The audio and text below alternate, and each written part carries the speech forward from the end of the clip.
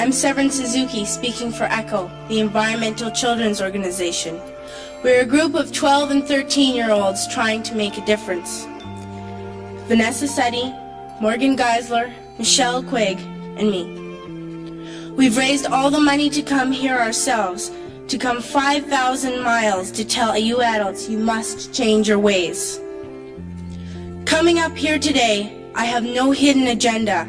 I am fighting for my future.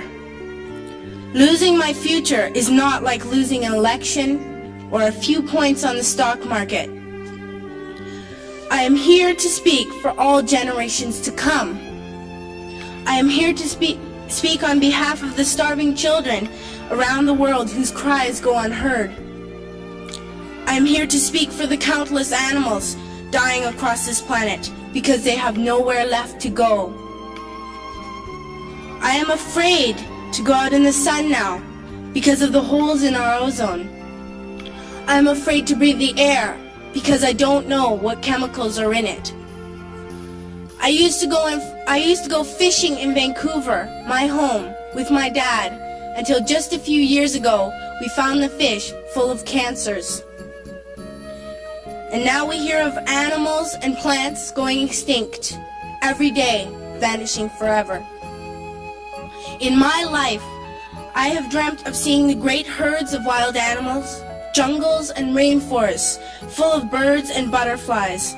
But now I wonder if they will even exist for my children to see. Did you have to worry of these things when you were my age? All this is happening before our eyes, and yet we act as if we have all the time we want and all the solutions. I'm only a child and I don't have all the solutions. But I want you to realize, neither do you. You don't know how to fix the holes in our ozone layer. You don't know how to bring the salmon back up in a dead stream. You don't know how to bring back an animal now extinct. And you can't bring back the forest that once grew where there is now a desert. If you don't know how to fix it, please stop breaking it.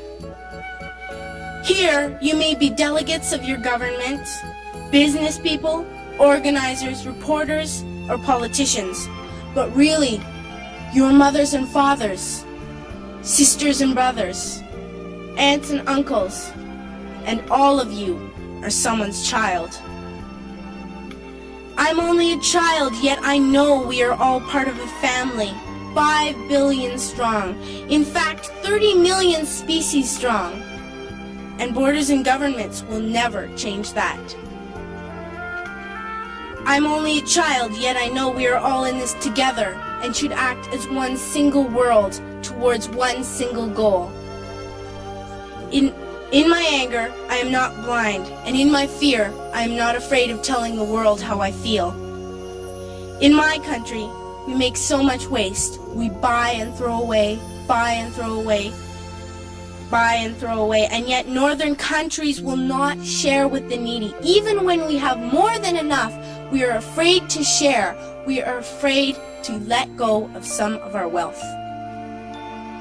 In Canada, we live the privileged life, with plenty of food, water, and shelter. We have watches, bicycles, computers, and television sets. The list could go on for 2 days. 2 days ago here in Brazil, we were shocked when we spent time with some children living on the streets. This is what one child told us. I wish I was rich. And if I were, I would give all the street children food, clothes, medicines, shelter, and love and affection. If a child on the streets who has nothing is willing to share, why are we who have everything still so greedy? I can't stop thinking that these are children my own age, that it makes a tremendous difference where you are born. That I could be one of those children living in the favelas of Rio. I could be a child starving in Somalia, or a victim of war in the Middle East, or a beggar in India.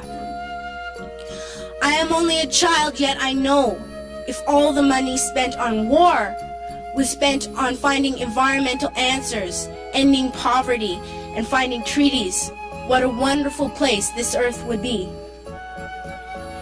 At school, even in kindergarten, you teach us how to behave in the world.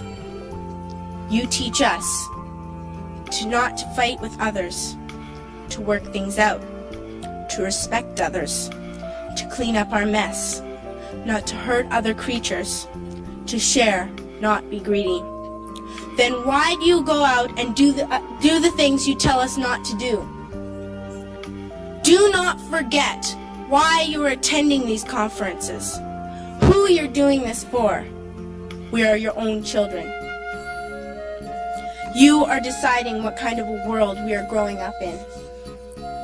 Parents should be able to comfort their children by saying, everything's going to be all right. It's not the end of the world, and we're doing the best we can. But I don't think you can say that to us anymore. Are we even on your list of priorities? My dad always says, you are what you do, not what you say. Well, what you do makes me cry at night. You grown-ups say you love us, but I challenge you, please, make your actions reflect your words. Thank you.